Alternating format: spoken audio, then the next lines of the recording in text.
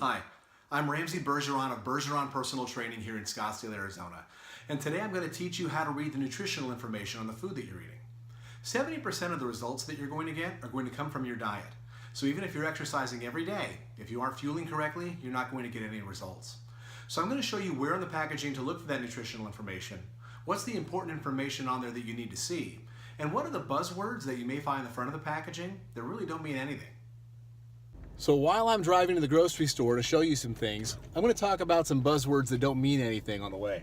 The first one is all natural. All natural just means minimally processed. There's really no standard for what that means. It's entirely up to the company, and the USDA doesn't regulate it. Don't be fooled by thinking that it's healthy for you.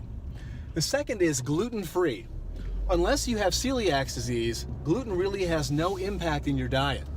I personally like a low-carb diet, so gluten may be higher in carbohydrates, but it's not going to be negatively beneficial for your health unless you have celiac or perhaps Crohn's disease. So keep that in mind.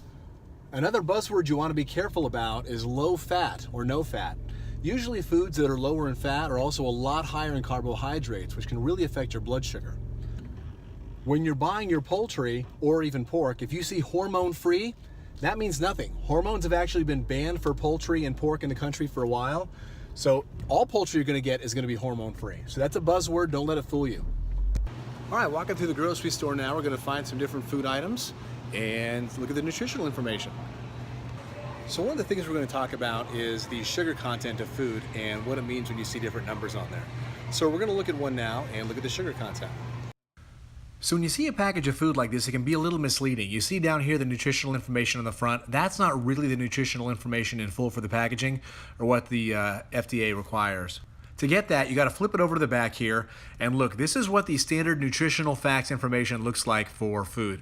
And if you look here, we're going to look at the total carbohydrates. It says 33, and dietary fiber is 6 grams of fiber there. So to get your total sugars, you're going to subtract 6 from 33. So you're actually looking at 27 grams of sugar. That's going to be the net effect on the bloodstream, not what it says right there, the 15 grams of sugar listed. Now let's look at all natural. You see it says all natural here with the asterisk after it. So if you look down at the bottom, it says minimally processed, no artificial ingredients. But up here, it's 15% chicken broth, salt, and natural flavor. So not real appetizing. Here, look at this cereal we have here. 9 grams of protein, 8 grams of fiber. Must be healthy, right? Well, let's take a look at the side here, the actual nutritional information.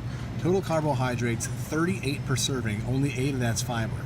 So there's 30 grams of sugar that's going to be hitting your bloodstream right there from this one alone.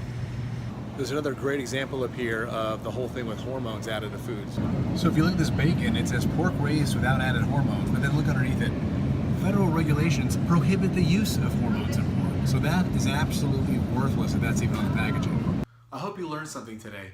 I'm going to be uploading a lot more detailed videos of fitness and nutrition tips to this page.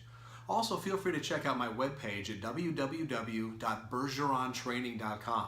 Check out my blog or contact me for life coaching or remote training advice.